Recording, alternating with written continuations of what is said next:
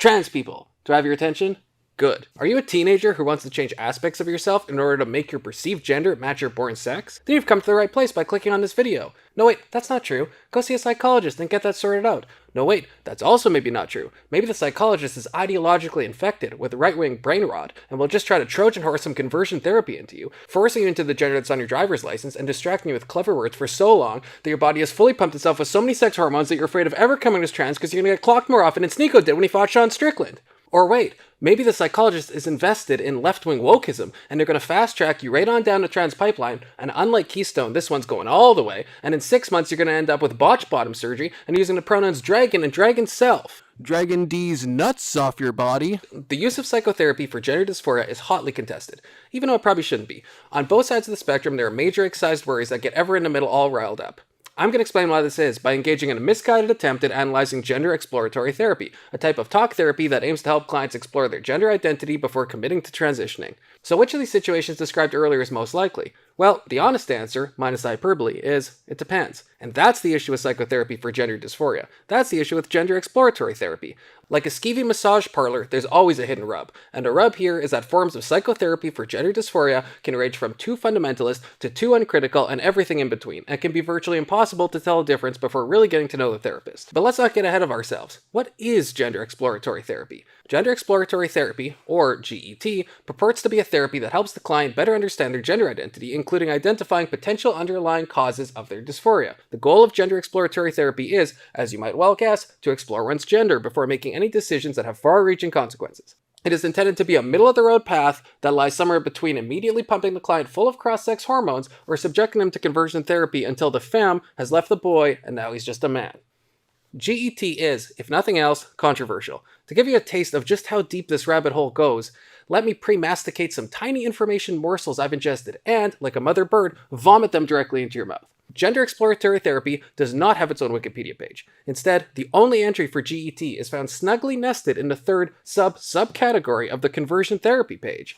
This, for anyone doing cursory research into the topic, serves to firmly poison the well more than Flint, Michigan's water supply. On the other hand, one of the largest groups that promotes GET was the GETA, the Gender Exploratory Therapy Association. If you Google this group, you won't find them. This isn't because they don't exist, but because they changed their name to Therapy First a little over a year ago, and the only evidence that I can find of Therapy First being a new name of the GETA is a tweet with 13 comments and 39 retweets. This obfuscation just serves to further muddy the waters. Moreover, while Therapy First seems like a fine name, and indeed their mission statement, viewing psychotherapy as the appropriate first-line treatment for gender dysphoria, seems incontrovertible, a brief glance at their social media posts seems to show that their name should probably be Therapy First and last. Hopefully that's enough controversy to whet your whistle. We will get into the weeds soon, don't worry, but first we need to zoom out a bit and look at some broader themes. Before we dive into whether GET is conversion therapy in a cheap tuxedo or life-saving first-line psychotherapy, we need to grasp some macro concepts here. GET stands in opposition to a gender-affirming care model in which full agency is given to the client to choose dragon's gender for dragon's self, and the role of the therapist is chiefly to affirm and enable this decision unequivocally.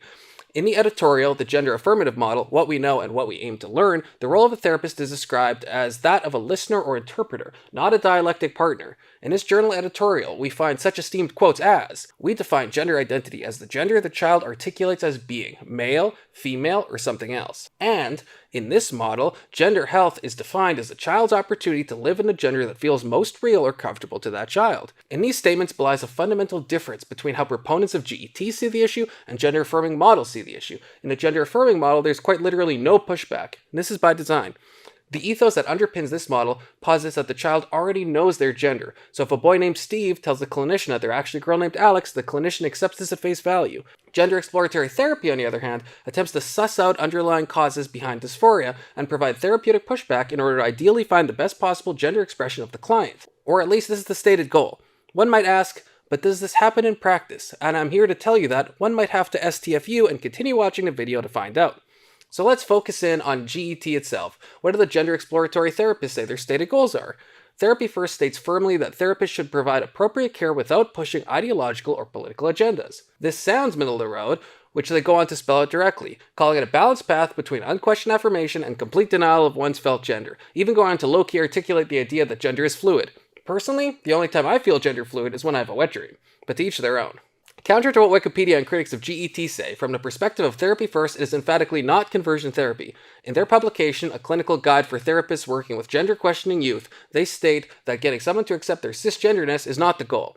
I'll leave a link to the guide in the description, because to analyze it in full would have to be its own separate video.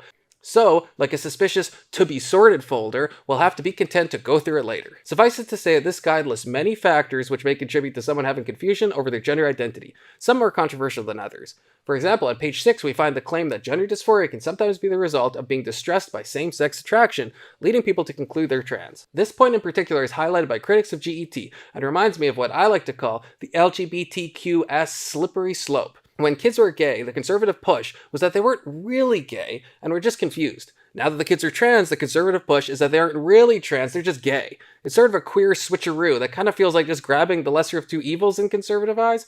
It's like the kid whose parent complained because they played GTA, who then descends into alcoholism and violence, and his parents begin to crave those halcyon days where he'd kill prostitutes in the game instead of in his future. For conservatives, it becomes, you're probably not trans, I think maybe you're just gay. Which we've always thought was perfectly natural and totally fine. Now, does this invalidate that it's possible there are external factors that influence if someone has gender dysphoria or not? I don't think so. I think trauma, comorbid mental health concerns, perceived gender roles, external influences, unacceptance of one's homosexuality could be very real factors that one needs to consider through therapy and self-exploration. Obviously, when someone says, I feel like the sex I was born doesn't feel like it fits, the sensible follow-up question is, well, why do I feel this way? What is it about a different gender that I find appealing? Is it gender roles? Is it purely physical? Is it sexually? Is it societal expectations? Is it how I'm imagining I'd be treated if I were a different sex? All of the above. These are valid, legitimate, and in my opinion, completely necessary questions someone with gender dysphoria needs to have well thought out answers to. And in theory, a psychotherapist could facilitate the self-discovery process in order to get to the bottom of this. What is the bottom of this, though? Is the bottom always some pathological condition that can be better resolved with talk therapy or without HRT surgery and social transitioning? Or is the bottom of this the bottom of a bottle of Progenova? Well, let's see what one of the most prominent critics of GET has to say, Florence Ashley. Florence Ashley is a self-proclaimed bio-org witch, whatever the fuck that means, trans researcher, TikToker, and the author of the all-American masterpiece, Gender/Fucking. In short, a true professional. They have written many academic articles on trans issues and serve in multiple advisory positions and boards related to transgender advocacy groups. They also support children receiving puberty blockers without parental consent or even notification.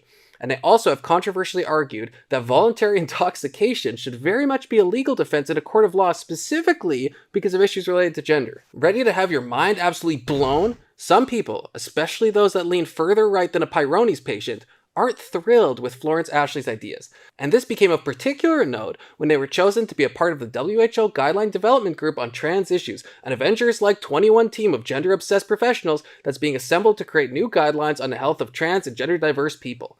The WHO has strict conflict of interest guidelines within their guidelines on how to assemble teams who will themselves create guidelines.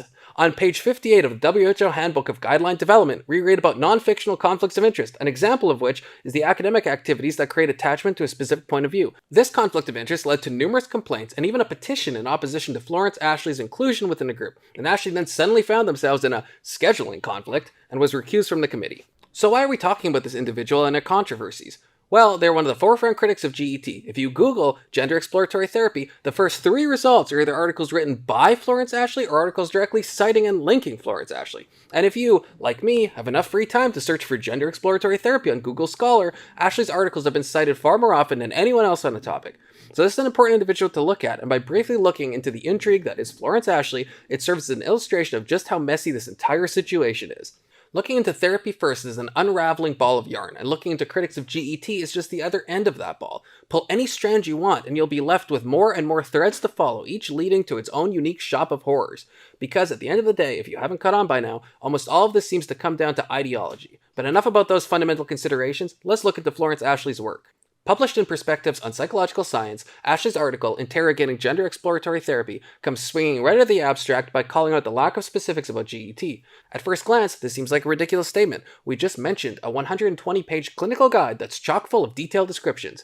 But I'm nothing if not charitable as fuck, so I used my high IQ to realize that time goes in one direction, and Ashley's article was originally published in September of 2022, earlier than in the peer-reviewed journal it's currently found in. As confirmed by the guide's copyright year and an announcement statement for Family First, at the time the GETA, on X, at the time Twitter, the clinical guide was released in December 2022, 3 months before Ashley's article was published. So it could be that, at the time of publication, there weren't detailed accounts of what GET involved. Perhaps the interrogation Ashley offers here was actually the impetus for the detailed descriptions laid out in the clinical guidebook. Let's keep this chronology in mind as we go through Ashley's work. Ashley begins by giving a very interesting summary of GET, one that both proponents and critics of GET would agree on, and yet both opposing sides would think the description is self-evidently proper or improper, depending on their relevant therapeutic axioms.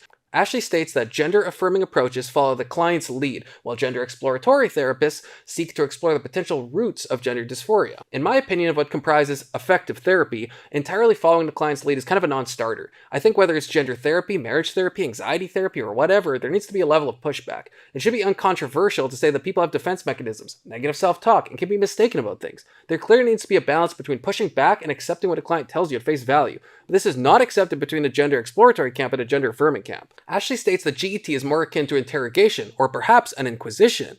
Okay, Ashley, wow, we really aren't ideologically loading this at all, but perhaps it's an inquisition, I'm honestly not sure why we're so obsessed with no challenge, no pushback, and keeping the kid gloves on at all times. Are we afraid of someone discovering the reasons for their gender dysphoria and what gender means to them? It's really hard for me to see more introspection as a bad thing, basically ever, unless we distrust the therapist doing the gender exploratory therapy, which might be the real issue here. According to Ashley, someone's gender should be accepted and transition-related services offered without the need for exploration, and faults GET for not doing so. The article continues to make more statements that further show the Lazarus-sized chasm between the two modalities. Affirmation for the critics of GET is neutral because it emanates from the client. I'm really trying to be fair here, but my initial reaction to this statement was one of shock. I have 20 thoughts a second that emanate from me that are completely maladaptive and untrue and should be immediately rejected. Therapists encounter thoughts and ideas emanating from the client that should not be embraced constantly. Of course, many people have ideas that are right and true. I'm communicating such ideas to you right now, as a matter of fact. But it is obvious to the proponents of GET that one's gender dysphoria does not immediately lead to the conclusion that they should embrace a new gender identity. This seems less true to the gender-affirming therapists. We then get to a statement that, unlike the gender identity of a newly dysphoric teen, I certainly can affirm without hesitation, that detailed discussions of how this therapy is done in practice are scarce. This is a fair point, especially before the release of the guidebook, but even after the guidebook in terms of what it actually de facto looks like. It's not just about methodology in any therapeutic endeavor, and this is especially true in one that's so ideologically bogged down. It's about real human interaction. It's all individualistic tendencies, and so if a therapist thinks trans is a mental illness, they're going to push the answer to, see, you're not actually trans. If they think the self-ID reigns supreme, they'll uncritically accept one's gender and one's preferred path of treatment, and in the case of Ashley, they'll do this regardless of the client's age or parental consent. But hey, I hear you potentially ask, why can't we have both? Gender affirming care and GET? Well, Ashley truly believes GET is a form of conversion therapy and argues it should actually be illegal. And of course, many lawmakers argue that gender affirming care for youth should also be illegal. So with both camps trying to outlaw each other, it's no wonder things get so heated. But let's take a page from the acclaimed universe size comparison YouTube video and zoom out. What we can gather from all of this is that this, unfortunately and unavoidably, is an issue of ideology. Do you think we should uncritically accept someone's chosen gender regardless of their age or explanation for it? Then you're on the gender-affirming side of the coin. Do you think if someone has gender dysphoria, this should be worked through and explored to find underlying causes and reasoning before pursuing blockers, HRT, and surgery? Then you'd probably see some good ideas on the gender exploratory side. But we're not going to be able to resolve this through psychology alone. This is a worldview issue. The very goals these two camps strive towards are different. Do we prioritize our interpretation of reality or what's best for the client? Do we pick the option that makes for the best society? Do we pick the option that makes the individual the most happy? How do we define happiness? Is self-reported joy, a decrease in suicidality, living a more meaningful, purpose-driven life? The reality is that this might seem like we all want the same thing at the end of the day, and we do, but we define these things radically differently. My personal opinion is that if gender exploratory therapy actually is what it purports to be, namely psychotherapy conducted by a professional that helps someone better understand their gender identity with the possibility of either choosing to be cisgendered or pursuing transitioning, then this seems like a good option, especially for younger people. At the end of the day, there is utility in therapy. It is by being asked difficult questions and being encouraged to find well thought out answers that we can cogently defend that we reach true conclusions. If someone's going to hop on medication or consider surgery, they should have a well thought out, defensible explanation that cannot quickly be dismantled with a few cliched questions. What is a woman?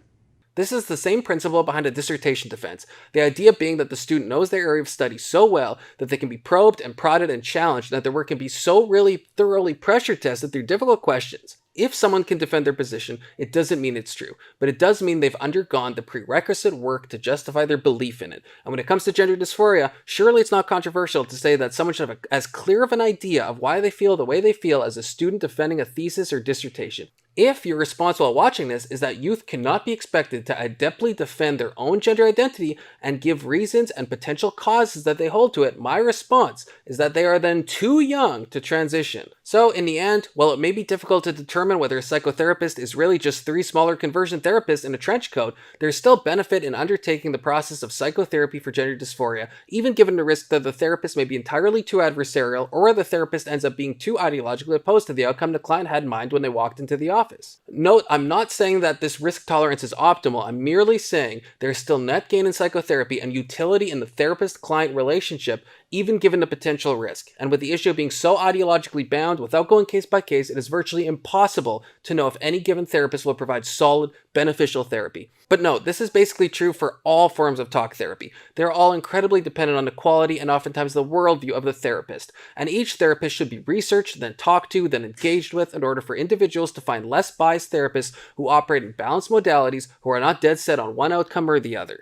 Obviously, the ideal is that every person considering transitioning sees a qualified, open-minded, and incisive therapist who can help them truly understand their gender dysphoria and make a well-informed, well-reasoned decision in one direction or the other. At the end of the day, it is the client's life. Our job as functioning members of society is to produce an environment where we try to help people as best as we can with what we think is healthy while still leaving latitude for them to self-actualize and make their own decisions about their own personal lives. If we disagree with the current climate of how gender is viewed, we need to act with reason, with compassion, and with a balance between the well-being of the broader society and individual freedom. I say this because on the conservative side of the aisle, the rhetoric isn't looking too good.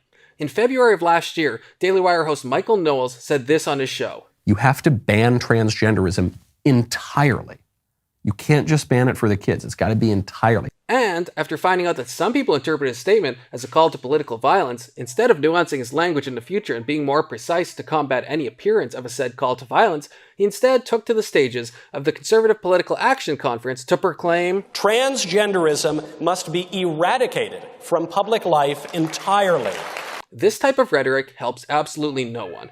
If conservatives actually care about trans people, it goes without saying that there are other, more caring, more compassionate, and more productive ways to talk about these issues. We can talk about denying reality and Christian love all day long, but in many instances, these things are an excuse and a massive cope to be mean-spirited and unironically bigoted. The reality is that no one is saving souls by dunking on trans people and misgendering. I don't know why that's not patently obvious, but it apparently isn't. Calling people delusional, saying they should be institutionalized, the entire right-wing rigmarole, it's just not helping. Conservatives acknowledge how difficult it is to be born into a postmodern world where every single category we have has been deconstructed to absolute death, and yet for those growing up in that world and feeling disillusioned by the sex they were born as, there seems to be no sympathy left for them. Being a young trans person must be incredibly difficult, and so if there's one thing I could choose to communicate to conservatives, it's this. We don't have to worry about the LGBTQ movement grooming trans youth, because trans youth are already thoroughly fucked. So what do you think about gender exploratory therapy? What do you think about this video? What do you think about how I presented these ideas? What do you think about me as a person? Am I valuable? Do I matter? I'd love to hear from you in the comment section below.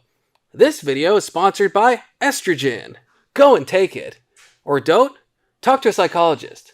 I think